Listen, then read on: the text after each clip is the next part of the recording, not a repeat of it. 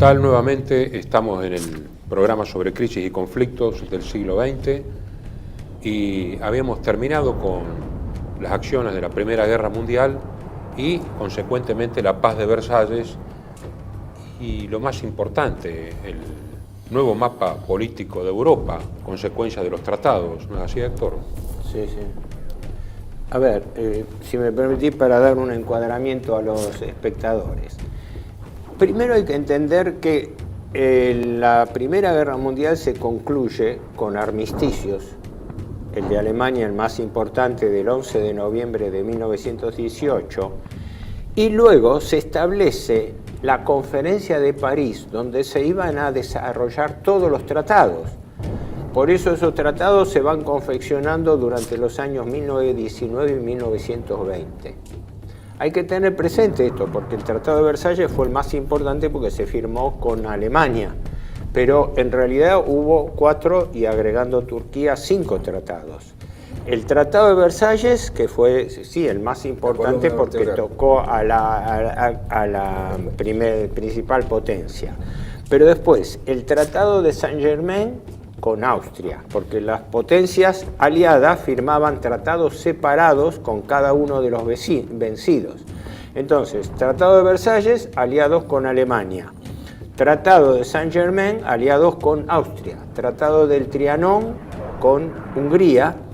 Y el Tratado de Neuilly con Bulgaria, porque Bulgaria había entrado aliada a las potencias centrales, a contraparte de Rumania, que lo había hecho a favor de la Triple Entente. Y después viene el quinto tratado, que fue el Tratado de Sèvres con el Imperio Otomano, que tiene 2 instancias, a lo mejor ustedes eso lo manejan mejor que yo, que es la primera instancia, el primer tratado, que fue el de Sèvres, que fue cuando fue llevado a Angora, es rebotado por los jóvenes turcos, no se acepta, se entra en otra etapa de negociaciones y recién en el año 1922 o 23 se firma el Tratado de Lausana, que es el que queda definitivo y divide, es importante porque divide el mapa del Medio Oriente. Así que hay muchísimo para hablar. Si yo diría, si queremos empezar, no sé si por lo periférico o por lo principal. Primero, quizás por una referencia al Tratado de Versalles y lo desarrollamos después en el tercer módulo. ¿Por qué?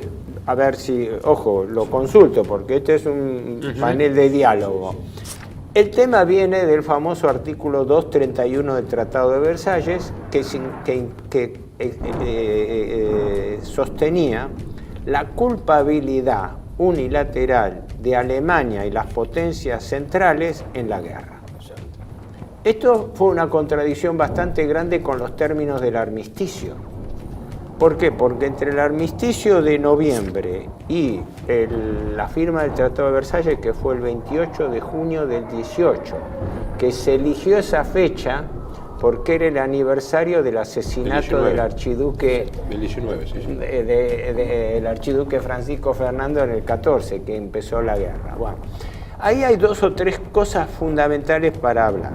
Primero y principal, el famoso tema de inculpar al vencido la culpabilidad de la guerra en la cual fue derrotado, ¿no?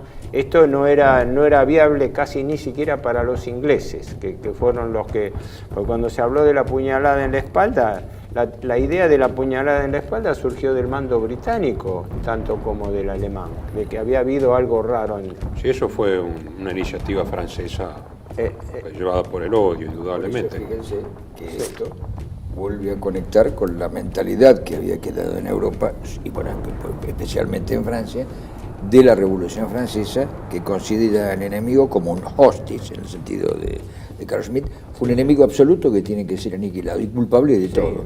Si yo tengo un enemigo y digo, ese enemigo tiene la culpa de todo lo que sucede, hay que es anatematizado. Es que la gente ignora, gente ignora que hubo fortísimas discrepancias entre Inglaterra y Estados Unidos con Francia por la postura extremista de Clemenceau. Exactamente. Sí, sí. Ahora, yo lo único que quería dejar planteado, porque después lo desarrollamos en el tercer bloque si quieren, es que Versalles tiene que ser entendido como algo más que un paquete de tratados, como un sistema. Sí. En Alemania se empezó a hablar del sistema de Versalles. ¿Por qué? Porque ocurre que a las cesiones territoriales se le sumaban las reparaciones de guerra en función de la teoría de la culpabilidad de la guerra. O sea, una cosa trae la otra. Yo te declaro culpable, vos te tenés que hacer cargo de los gastos de guerra, pero yo a la vez te cerceno los territorios ricos en carbón, Alta Silesia, Sarre, Alsacia, y en consecuencia te pongo entre la espada y la pared de que no tenés recursos para poder pagar la deuda que te estoy creando. En la práctica es así. Y ahora, lo interesante de esto es que tanto Oswald Spengler, como acá lo hemos mencionado, como Paul Valéry, en la política del espíritu, dice: nosotros, las civilizaciones, sabemos ahora que somos mortales, dice Paul Valéry. Pero ¿qué quiere decir esto traducido a estos términos que vos también has expuesto? Significa que el armisticio de 1918, es decir, el Tratado de Versalles, y sus costillas, pero la columna vertebral es el Tratado de Versalles, significan condenar ese mundo anterior como se condenó el ancien régime, el antiguo régimen, con la Revolución Francesa. Se lo cancela, pertenece al pasado. Por eso el drástico cambio, aún en el arte, en la literatura y demás, el drástico cambio en esa época que sepulta esa Europa de la opulencia, del joie de vivre de Viena o de París, todo eso tiende a desaparecer y se impone una cosa nueva.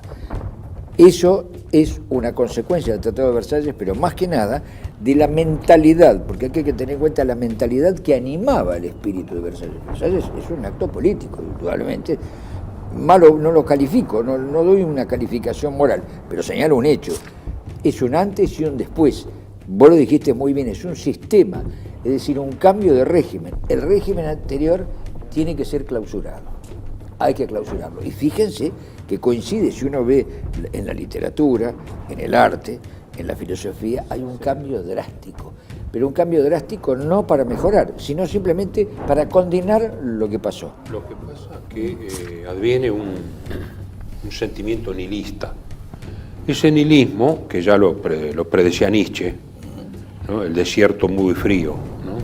del nihilismo europeo, es que la Belle Époque, como decías, con todo su esplendor, había quedado realmente enterrada en Verdún, en el Mar del Norte, en el lodo de Flandes, es decir, y las bajas, que sería interesante ver un poquito también eso, han sido tan grandes que era realmente el derrumbe de un mundo.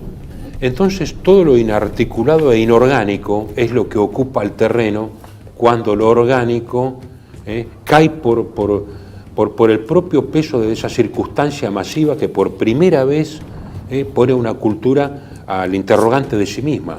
Es decir, ¿hasta dónde hemos llegado? ¿Qué es lo que hemos conseguido? Que también es la pregunta por la técnica, que hace Junger, que hace Spengler, que hace Schmitt, que hace Pirandello, que hace todo.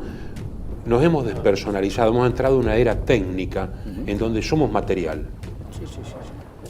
Exacto. Lo curioso es que no se espera, digamos, a que llegue una decadencia de la cultura europea o un agotamiento de la política, sino que curiosamente en el aspecto exterior hay una opulencia, la opulencia económica, recordemos la Argentina de esos años, opulencia y demás, pero esa opulencia es ficticia me corrijo, no sé si es ficticia o no, pero sí que hay una voluntad política que quiere que las cosas cambien y dice, las vamos a cambiar por las buenas y si no aceptan las vamos a cambiar por las malas.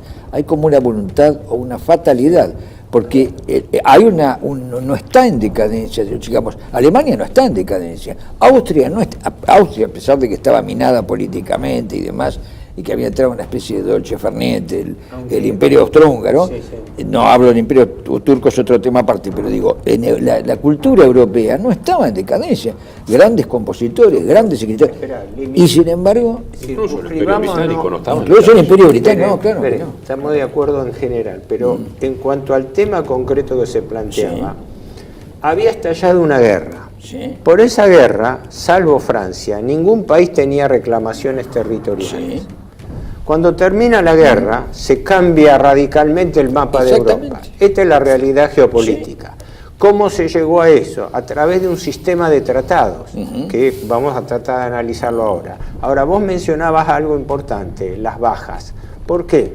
Porque el discurso, hay que acordarse de todos los autores que han tratado el tema, el discurso fue nunca más guerra. Esa era la bandera de la propaganda de todo el mundo.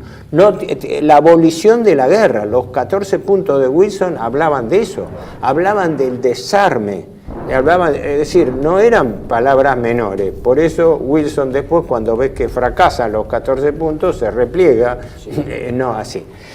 Las bajas, mirad, esto es del libro del general Espósito, tiene un apellido mexicano, pero era norteamericano, que escribió para la enciclopedia americana la historia de las dos guerras mundiales, ¿no? Vos lo conocés todo. Él da una síntesis de las bajas de los dos bandos. Hablo en números redondos generales. Durante el conflicto murieron del lado aliado más de 5 millones de combatientes, 5.100.000.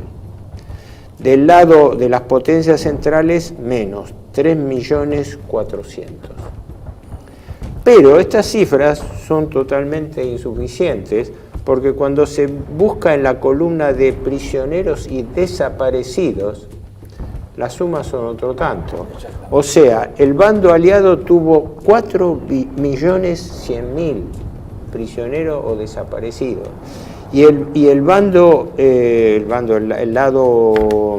de las potencias centrales, 3.600.000. Entonces, Espósito suma las bajas conjuntas, 8.500.000 soldados muertos fehacientemente, más otros 7.800.000 desaparecidos en guerra. O sea, en total solamente eso constituían 15 millones sobre un total de bajas de 37 millones, contando los heridos, ¿no? Claro. Y él aclara todavía que había que computar la idea de que habrían muerto alrededor de 12 millones de civiles. Claro, por las zonas de lucha.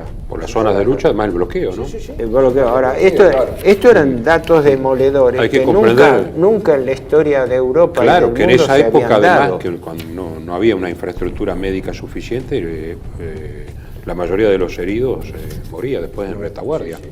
Claro, sí. Ahí hay un dato que Ferguson en The Pity of War lo menciona, que es interesante señalar, de que es una mayor eficacia por parte de los imperios centrales, sobre todo la principal potencia es Alemania, que tiene un 25% más, digamos, por así decir, inflige un 25 a un 30% más de bajas que las bajas propias, debido a que tiene una maquinaria bélica y una conducción más eficiente, ¿no? Porque es lo que hablábamos en el programa anterior. Hay que tener presente esto. El soporte militar de la guerra, en definitiva, lo tuvo que aguantar Alemania en todos los frentes. Porque cuando estalla la guerra, el Imperio Austrohúngaro le pide asistencia a Alemania porque no podía pensar en afrontar el embate ruso. Sí. Y además los rusos habían invadido Prusia Oriental, que dijimos que fue una de las razones por la cual Alemania tuvo que debilitar la ofensiva del oeste, ¿no? Sí. Después tuvo que atender el frente de Italia, cuando la ofensiva de Cadorna y cuando entran las divisiones alemanas que le producen la derrota de Caporetto. El ejército turco peleaba con oficialidad alemana. Sí, además un teatro muy limitado el turco. Y en teatro muy limitado, y cuando Alemania empieza a retirar sus oficiales, el imperio turco se mantiene en la defensiva y todo. O sea que hay que pensar en eso. Es decir, Alemania estaba aguantando militarmente, era el principal soporte de todos los frentes.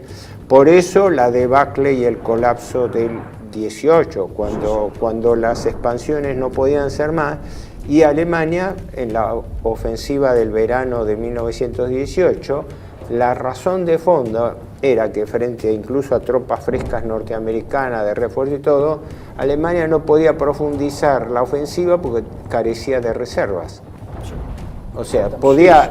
Siempre ocurre lo mismo, te necesita una batalla decisiva, ganar para después negociar, poner claro. desde un punto de vista más fuerte en la negociación. Sí, sí. Además, claro, por supuesto, además el tema ya que lo mencionaste, antes que me lo olvide, por supuesto, es una nota al margen, al pie de página.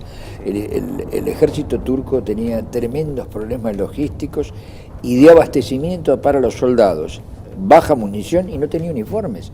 Es decir, no tenía ropa interior para los soldados, se ponían el uniforme sobre el cuerpo, eso provocaba enfermedades. Además el frente pestes. el frente con Rusia, porque hay ofensiva turca sobre sí, Rusia que fracasa sí. por el frío. Sí, claro, por la falta de equipo. Más la tenacidad rusa, ¿no?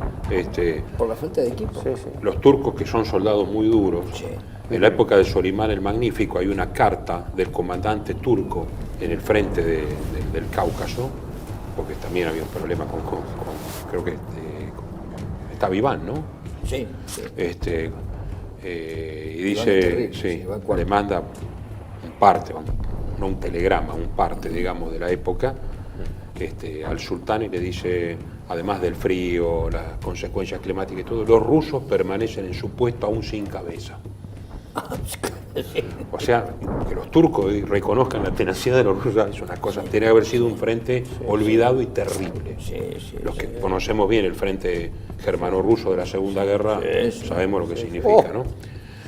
Ahora, para no perder el hilo de esto en este primer módulo, tratados, sí. es el tema de que entre los armisticios que se firmaron, el armisticio alemán fue el último. Ya habían firmado durante los meses anteriores, primero creo que fue Bulgaria, después el Imperio Austrohúngaro, poco más tarde el Imperio Turco, así que ya Alemania quedaba aislada como combatiente y se llegó a la debacle de que no podían sostener la ofensiva del oeste.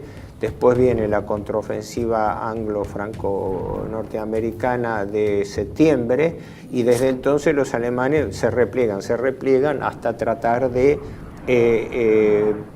consolidar un frente para negociar, ¿no? Ahí es donde se produce el quiebre, porque ¿quién era el almirante? El almirante Scheer era comandante de la flota alemana. Sí. Y trata de salir a dar batalla a los británicos en un esfuerzo desesperado de forzar una lucha para abrir una negociación. Y ahí es donde se produce una revuelta de la marinería alentada por los grupos ya revolucionarios que habían empezado a horadar el frente interno alemán, ¿no? O sea, mientras los soldados estaban muriendo por miles en el frente, toda la agitación socialista estaba convocando y provocando huelgas en Alemania, la desmoralización de una guerra de 4 años de desgaste, etcétera, llevó a que se firmase un armisticio que en la práctica era una capitulación. Yo tengo ahí los puntos. Sí. Los puntos del armisticio de la capitulación se obligaba a Alemania a entregar la flota. A entregar la flota de submarinos, a entregar aviones, locomotores, todo eso. Tenemos que hacer una pausa, pero redondeamos nuevamente con la similitud que hay con la paz cartaginesa, porque cuando se le impone Versalles, 6 o 7 meses después, Alemania está prácticamente desarmada, no 100% desarmada, pero que es lo mismo que hace Roma con Cartago. Bueno, vamos a una pausa y después seguimos.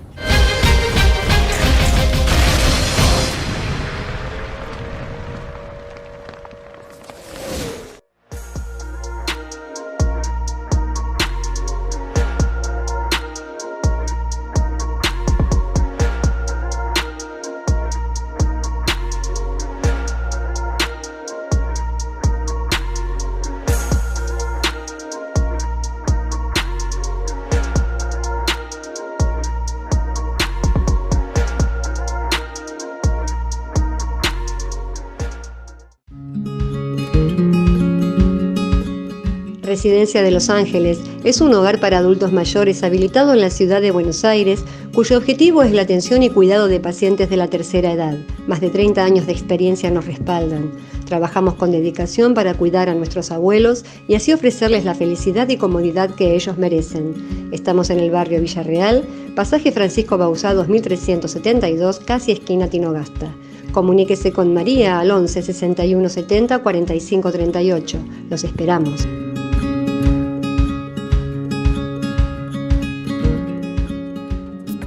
Bienvenidos a CEPA, Centro de Estudios del Pensamiento Americano. Nuevo sitio web de cursos de formación en política, filosofía, historia, literatura, geopolítica, religión, psicología y más. Cursos de formación que reflejan el verdadero pensamiento americano. Lo invitamos a elegir el curso de su agrado ingresando en www.cepa.la.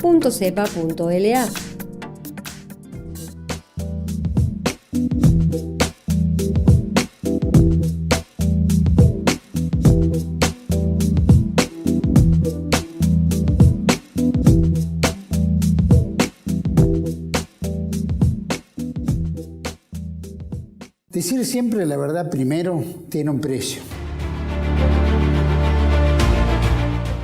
Pero todos los días, en cada programa, en cada reportaje, en cada esclarecimiento, descubrimos que decir la verdad vale la pena. Decir siempre la verdad tiene un precio. Pero cada vez que recibimos tu apoyo, entendemos que seguir luchando vale la pena. Dependemos de tu ayuda. TLB1.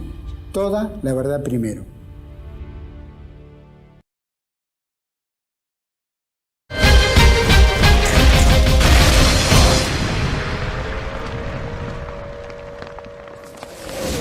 Bueno, entonces seguimos con los tratados en este momento puntual. A ¿Qué ver, tratado para nos vamos dar a referir? un apretado panorama, porque como hablábamos siempre en el panel, cada uno de estos temas amerita que eventualmente en el futuro hagamos por ahí un capítulo especial dedicado exclusivamente a eso, como puede ser el Tratado de Versalles o cualquier otro episodio. Claro, dado la magnitud y la complejidad. Claro, porque son temas insondables que vos empezás a profundizar. Pero el cuadro de situación de la Europa Central... Cada revisión de esos tratados aporta una cosa nueva, un detalle que Yo son digo rompecabezas esto, móviles. acá hay que tener presente dos gráficos importantes, dos mapas que se van a proyectar, que son cómo era el mapa de Europa al comienzo y al final de la guerra. Exacto.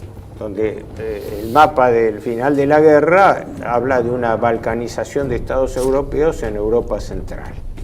Eso fue logrado a través de los tratados que se establecieron. El Tratado de Trianón con Hungría en realidad fue el que supuso más pérdidas territoriales dentro de lo que era el Imperio Austrohúngaro, porque Hungría pierde el Banato, Sí, Banato, sí. o Banato, en Alemania Banato, Sí, sí. que es una región histórico-geográfica que es trasladada, cedida a Rumania. Sí. Aclaremos que Rumania fue aliada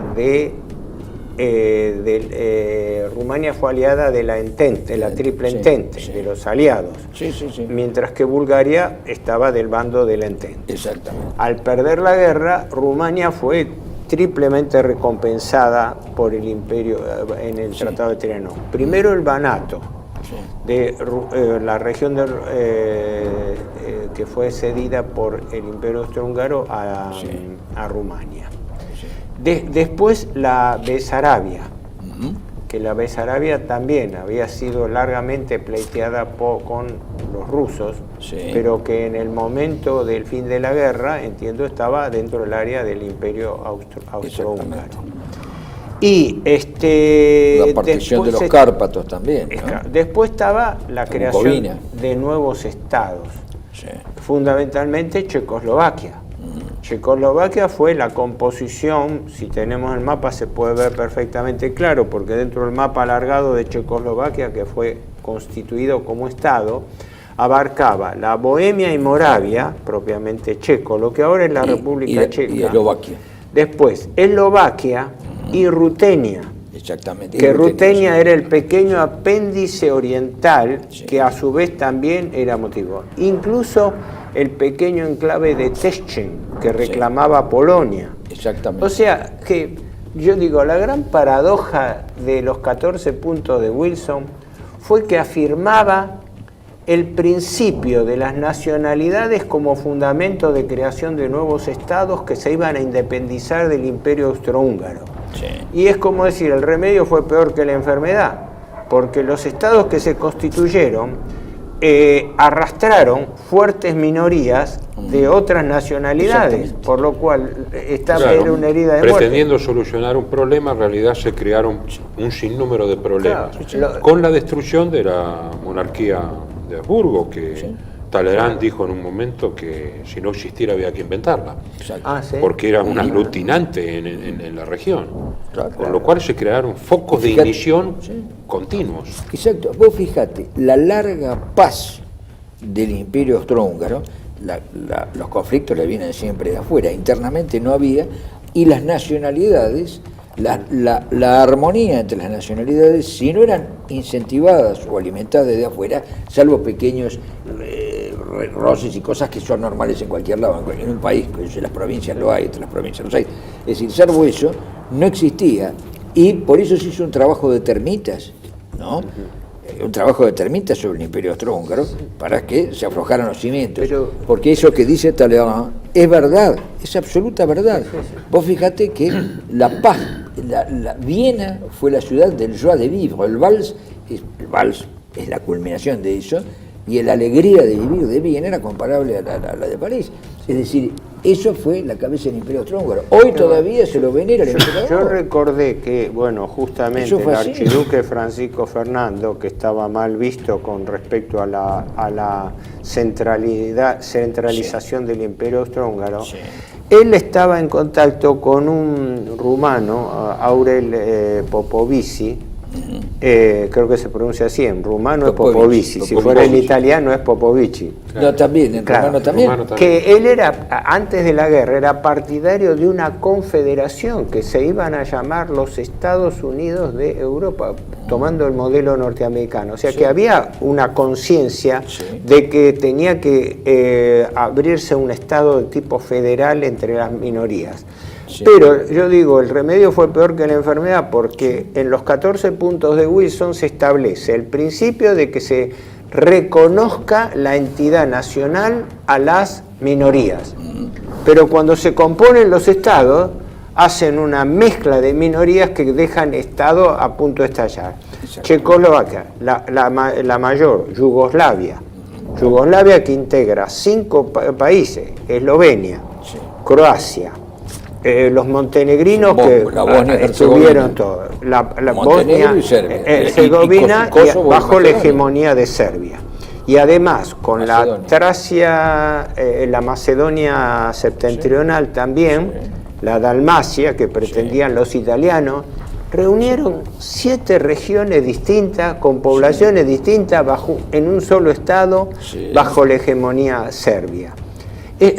Ahora, otros países... Pasando por encima de singularidades lingüísticas y religiosas. Claro, claro. Pero vos fíjate, yo lo que señalo es la paradoja de que una paz hecha sobre la base de unos teóricos e idílicos 14 puntos que iban a traer la paz de Europa, trajeron la semilla de la discordia, porque los sudetes, los 3 millones de sudetes que yo comentaba, una anécdota, la anécdota de que Wilson desconocía que había más de 3 millones de alemanes en Bohemia, en los montes Sudetes. Entonces, quienes programaron esto.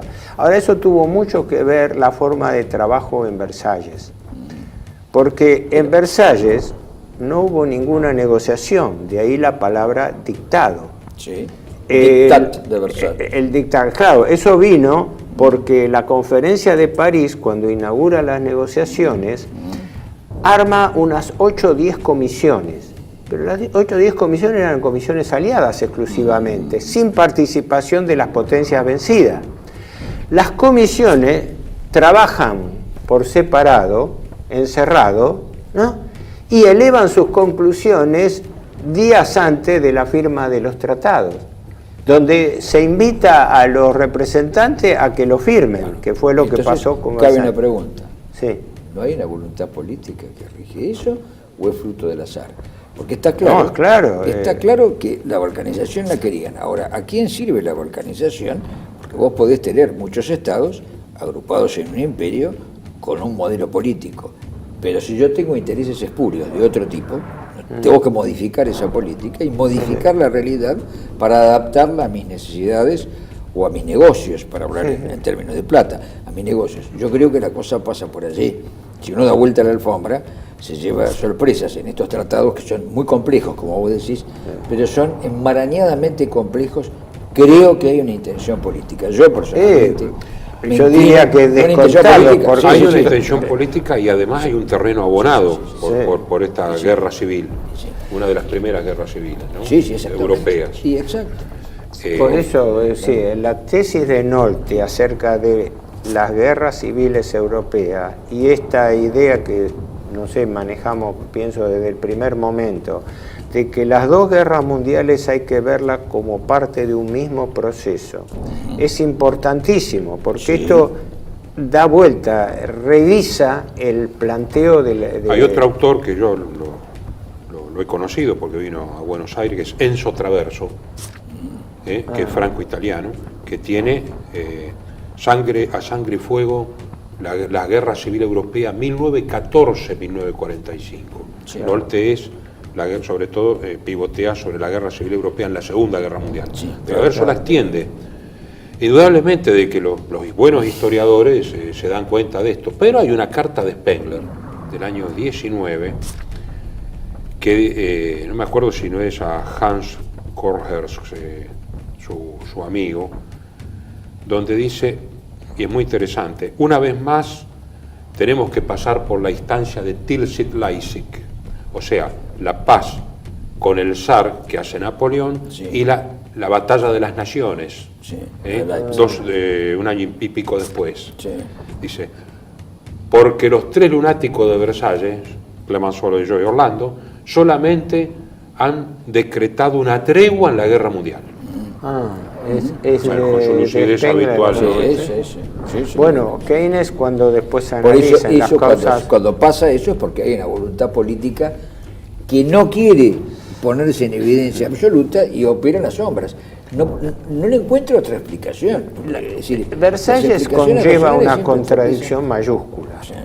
El declarado, los principios declarados, por eso se lo atribuyeron a Wilson, el idealismo de Wilson. Yo tengo mis reservas, soy muy escéptico con respecto a que Wilson fuese tan idealista, porque quienes lo rodeaban, por lo menos, manejaban realidades él venía como visión idealismo, personal, yo en lugar de idealismo, yo tendría lo que vos decís diciendo ideológicamente absorto, es decir, es absorto en una ideología, pero no es idealismo, es ideología. Es lo que se censuró del Tratado de Versalles, el principio de desarme que establecen los 14 puntos, no sé si en el tercero o cuarto, ¿no?, de los 14 puntos, establecía el desarme universal.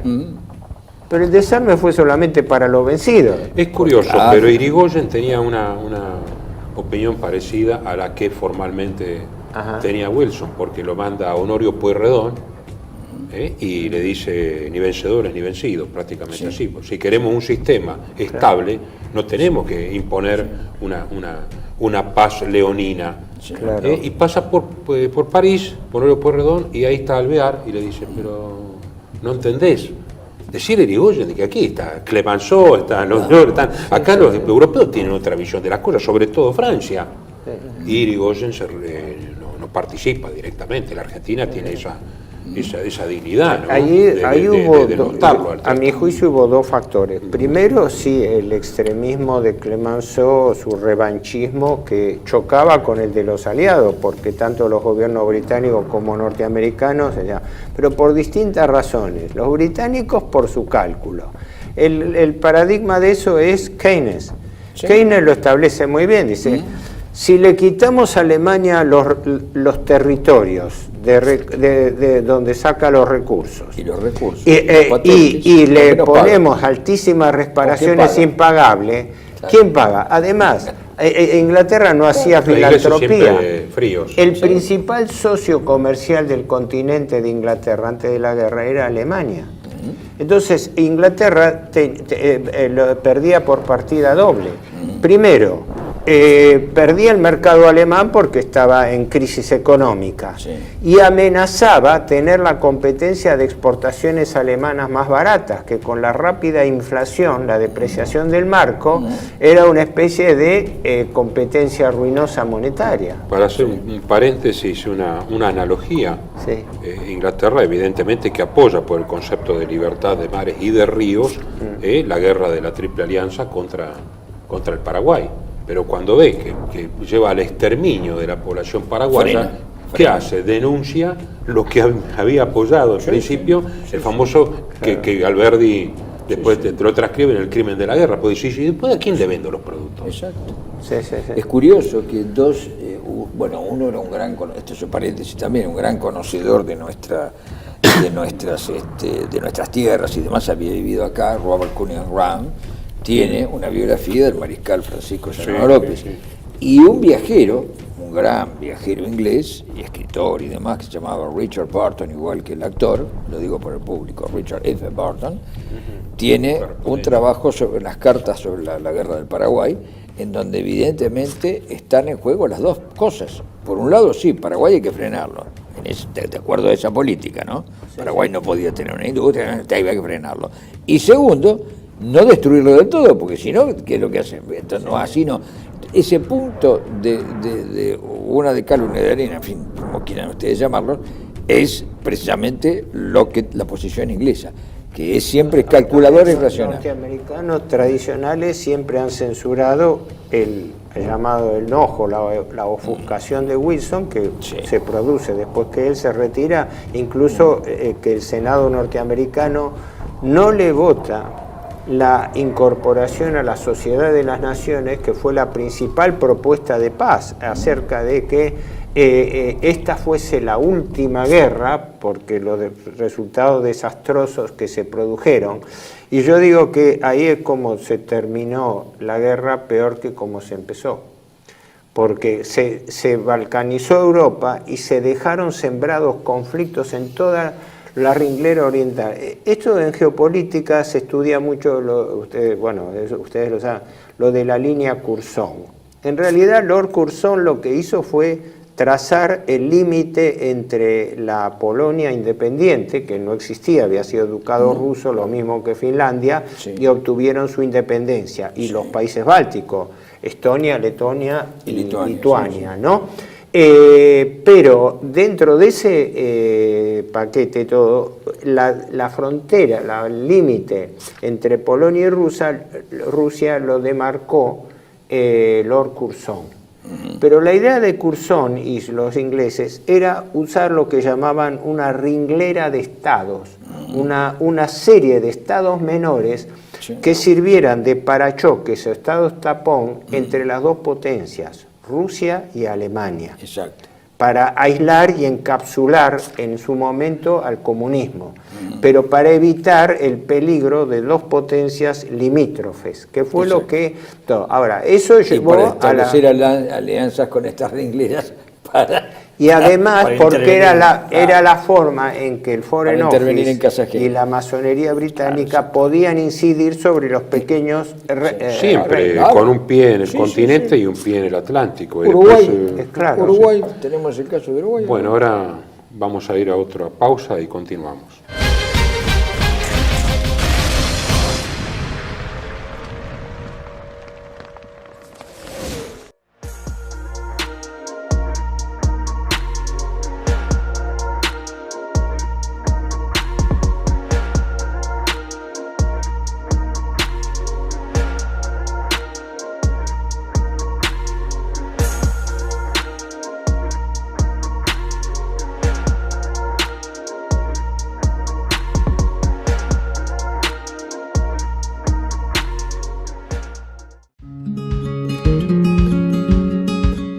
Residencia de Los Ángeles es un hogar para adultos mayores habilitado en la ciudad de Buenos Aires, cuyo objetivo es la atención y cuidado de pacientes de la tercera edad.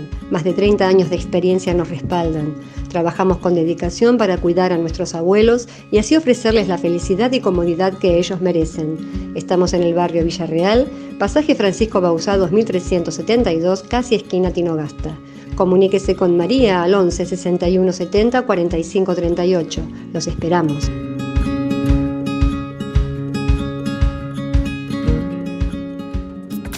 Bienvenidos a CEPA, Centro de Estudios del Pensamiento Americano. Nuevo sitio web de cursos de formación en política, filosofía, historia, literatura, geopolítica, religión, psicología y más. Cursos de formación que reflejan el verdadero pensamiento americano. Lo invitamos a elegir el curso de su agrado ingresando en www.cepa.la.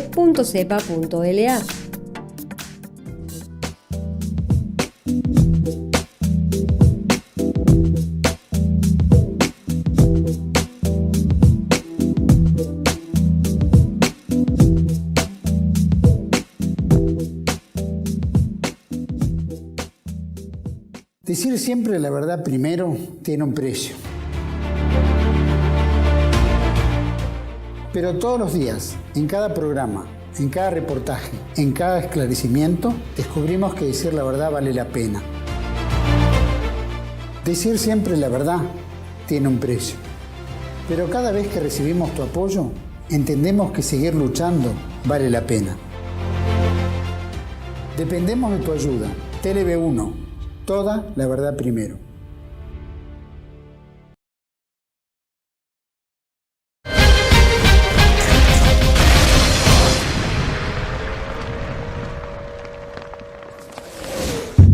Continuamos entonces con Versalles. Claro, ese es el plato fuerte de la guerra, porque la principal potencia de la guerra obviamente era Alemania y el principal tratado que se firmó fue el de Versalles, ¿no? El 28 de junio del 1919. Acá hay que, para entender todo el paquete, porque es una madeja, el tratado de Versalles, yo tengo la copia en francés, lo hice fotocopiar, son 500 y pico de artículos, del 231 al 248 establece el principio de culpabilidad de la guerra en el 231 y hasta el 248 establece las reparaciones de guerra. Ahí es donde, como comentábamos en el bloque anterior, se da esta característica. Por un lado, se le quitan territorios a Alemania con fuertes recursos naturales, con lo cual debilitan y desencajan la economía interna alemana. Y por otro se le fijan reparaciones impagables. Brevemente, si podemos verlo eso con el mapa de Alemania y las pérdidas territoriales se van a ver bien. Para hacer un raconto muy breve. En el oeste, Alemania está obligada a ceder nuevamente a Francia las provincias de Alsacia y Lorena.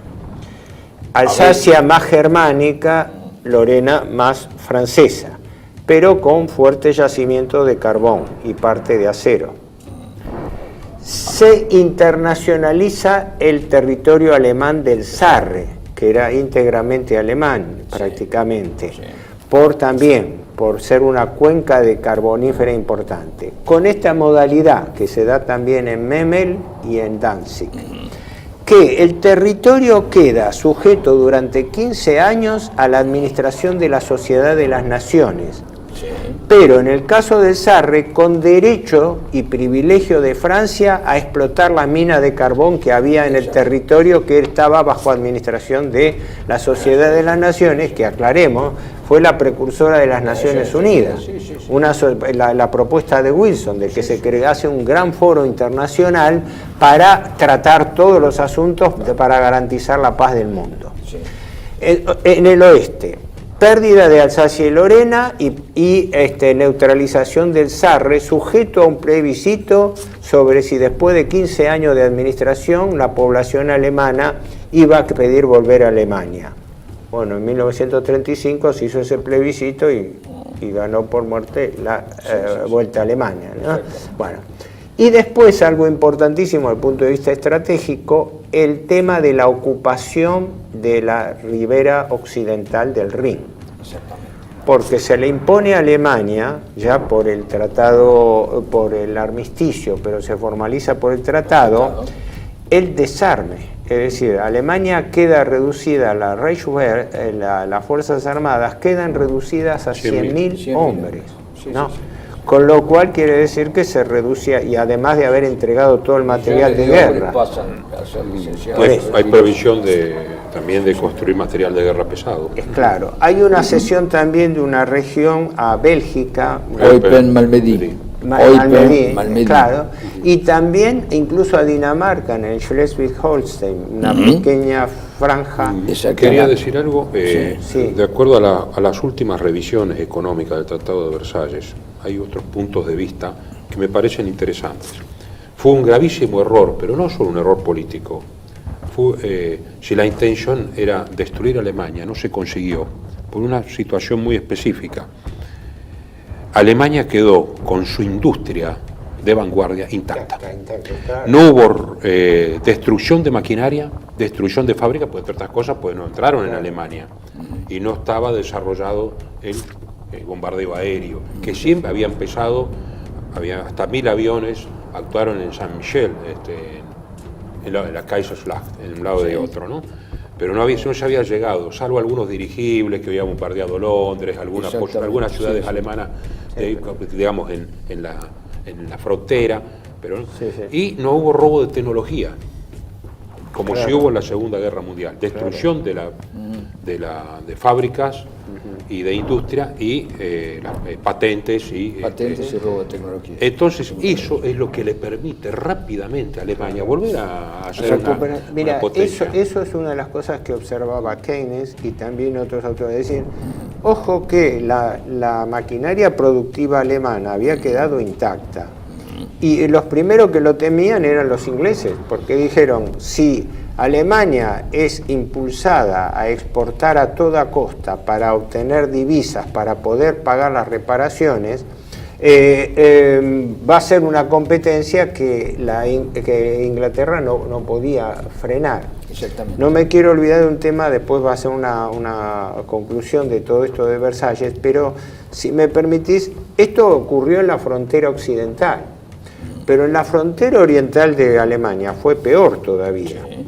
Porque primero se dividió la Pomerania de la Prusia Oriental para darle un corredor, el llamado corredor polaco, que era la salida al mar al nuevo estado constituido de Polonia. O sea, quedó, como lo muestra el mapa de Alemania de las cesiones territoriales, el famoso,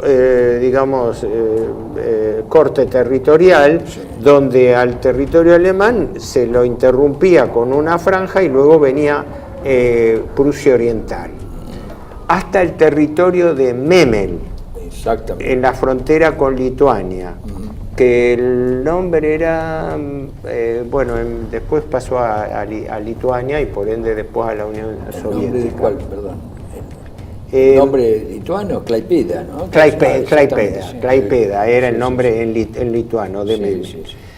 Y el punto de controversia, el puerto más importante del norte de Alemania, Danzig, que fue declarado también ciudad libre.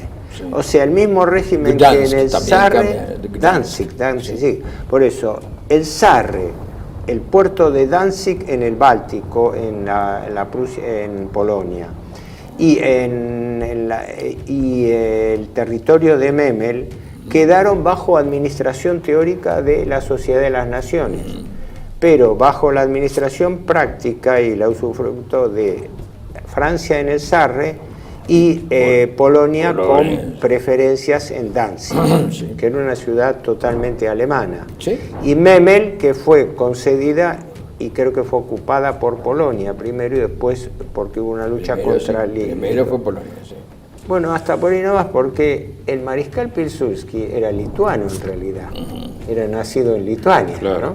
El gran héroe de la defensa de Varsovia, las fuerzas armadas. Y después, en el sur, le dieron a Polonia la cuenca del Alta Silesia, que era la otra cuenca carbonífera. O sea que Alemania perdió dos grandes fuentes de aprovisionamiento de carbón. En el oeste, en el Sarre y en la Alsacia. En el este, las minas de carbón de alta silesia. Eso era lo que justamente señalaba Keynes. Dice, vamos a exigirle altas reparaciones a un país que no esté en condiciones de pagar. Las reparaciones probablemente las toquemos más adelante cuando hablemos de la crisis financiera alemana, pero para aclararlo. Días antes del armisticio, del 11 de noviembre, el día 5, en un intercambio de notas con el alto mando aliado, se estableció, eso lo escribió el mariscal Foch, que fue el que escribió los puntos del armisticio, la eventualidad, decía, de indemnizaciones alemanas que fueron concebidas en el armisticio como indemnización a la población civil belga y francesa dañada por la línea de trincheras. O sea, esto es importante. La idea de reparaciones no era por daños de guerra generales, sino era por indemnización a la población civil que había sufrido durante 4 años que el frente de batalla estuvo en territorio belga y francés. Inevitable, hay que señalarlo, porque basta mirar un mapa para darse cuenta que entre una guerra y Francia y Alemania... Claro. Cuando aparecen las reparaciones de guerra alemana en el Tratado de Versalles, eran cifras inconmensurables, hablando, como quien dice, del lucro cesante y del costo de la guerra que tuvieron los aliados. Exacto. Por eso en el Tratado de Versalles no se deja fijada una cantidad, sino que se deja librado a determinar por una comisión especial que iba a determinar cuánto iba a ser el monto de las reparaciones. Exactamente. En el año 1920, en una conferencia que se hace en San Remo, se establece una cifra de 132.000 millones de marcos oro, que parece que a esa época equivalían a unos 33.000 millones de dólares. Cuando se firmó el tratado, Francia pretendía que fuesen 269.000 millones de marcos. Sí. O sea, los aliados restringieron esa suma increíblemente alta a la mitad. Pero aún así, eso tenía que ser pagado en anualidades. Y creo que las primeras exigencias eran que 50.000 millones de marcos oro fuesen pagadas en anualidades de 1.000 millones de marcos por año durante 37 años. En un país que había tenido que ceder los vagones de ferrocarril, las locomotoras, etc. Sí. O sea, era manifiestamente una obligación de imposible cumplimiento. Exactamente. Ahora, ¿por qué eso? ¿Por qué en mentes, es decir, en imperios tan racionales como es el Imperio Británico, y en un país eminentemente racional como lo es Francia? Los británicos le echaron la culpa a Clemenceau, sobre todo, diciendo que fue el revanchismo francés, cuando después incluso ocupa el Ruhr por la falta de pago. Lo que pasa es que lo que no se previó es la capacidad alemana de trabajo y de generar riqueza. Fíjense, ¿no? Alemania transfirió entre 8 y 13 millones de marcos oro, valorado entre un 4 y un 7% del total de ingresos a nivel nacional. En el fondo, no llegó ni a un 10% de lo que podía generar en marcos oro, ¿no? Sí. La anualidad exigida en 1921 supuso un esfuerzo intolerable, ¿no? Y los gastos totales entre el 20 y el 23 aumentaron un 50% de los ingresos del Segundo Reich y 10% del total del gasto público. Pero ¿qué pasa? Pidieron un préstamo, Alemania, el préstamo de entre 1920 y 1931, entre 8 y 35 billones aceptó de préstamo, y costó 21 billones de deuda contraída, o sea que con la diferencia modernizó incluso la industria. O sea que ahí hay una capacidad. Cuando encaremos y a la conducción que ha tenido incluso en Weimar, que es una mala república, pero cuando encaremos todos los sucesos del 20 y la hiperinflación va a quedar Vamos a tratar claro. Este pero tema. ¿Cuál era el tema? Alemania tenía que pagar a los aliados esas anualidades, porque a su vez los aliados estaban endeudados por las deudas interaliadas con los Estados Unidos. Entonces, como no había plata para pagar, Estados Unidos empezó con el Plan Dawes de 1924, por eso estamos hablando, cuando ya la cosa no se podía manejar y Alemania había caído en la hiperinflación, con el círculo vicioso de que, el círculo vicioso financiero clásico, los prestamistas de Wall Street, a través del gobierno norteamericano, prestaban a Alemania para que Alemania pudiese pagar las reparaciones a los países aliados. Y al pagarle a Francia y a Inglaterra, ellos podían pagar las deudas interaliadas. Entonces se creó un círculo vicioso perverso, donde todo. Por eso después, cuando Alemania entra en hiperinflación y se produce un principio de cesación de pago, bueno, Francia revienta la situación ocupando el Ruhr, que Inglaterra y Estados Unidos no estaban de acuerdo, porque eso agrava la situación financiera alemana. Claro, por supuesto. Además hay otra cosa, el deterioro de la guerra en Inglaterra, el deterioro económico de Inglaterra, que ganó la guerra, y el deterioro económico en Francia, que ganó la guerra, también existía, siguió existiendo, ¿no? Hasta la Segunda Guerra siguió existiendo. Ahora bien, acá los únicos beneficiarios, convengamos en que fueron los filántropos financieros, esos reyes de la filantropía, que son los financistas. Vos estás metiendo el dedo en la llaga. Pero bueno, es la realidad. Pero sí es la realidad. El historiador británico J.P. Taylor tiraba la hipótesis de la guerra planeada. Yo me preguntaba, pero ¿quién planeó la guerra? No había una planificación previa. Pero durante la guerra sí hubo una planificación, pero por actores extraestatales, entre los cuales el poder financiero, porque resulta que, te doy un dato demoledor. Estados Unidos entra en la guerra, antes de la guerra, la deuda pública norteamericana era $1.000 millones de la época. Cuando termina en 1919, la deuda había subido 25 veces, $25.000 millones, porque el Estado norteamericano, y a su vez el Estado norteamericano, para pagarle a los banqueros que financiaron el esfuerzo de guerra, estuvo de acuerdo con las reparaciones alemanas. Y las reparaciones alemanas se pagaban con nuevos préstamos de Wall Street, que fue lo que administró el Plan Dawes, que era la gente de la banca Morgan, porque todo el equipo de Charles...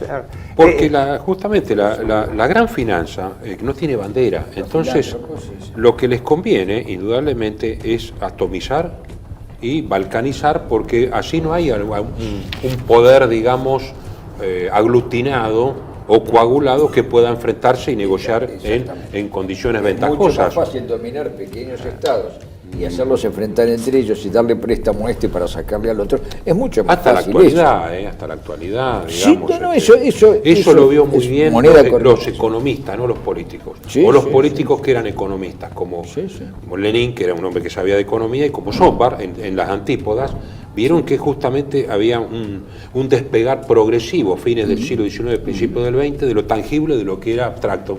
Exactamente. Y dijeron, este es el tema. Es el gran tema. Después por eso hay que hacer todo el ciclo. Después lo tenemos que atacar ese tema de cómo los actores, y en particular los actores financieros, empiezan a ser el factor determinante de las medidas políticas. Yo lo que no me quería... pero eso después de la pausa. Ahora este es el tercer bloque, o sea que lo completamos ahora.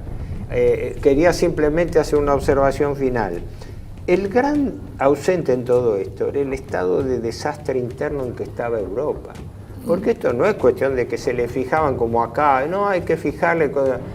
Europa estaba en estado de guerra civil. En Alemania, como lo vamos a ver en el próximo programa, había una guerra civil. En Hungría, la guerra civil rusa, la lucha entre...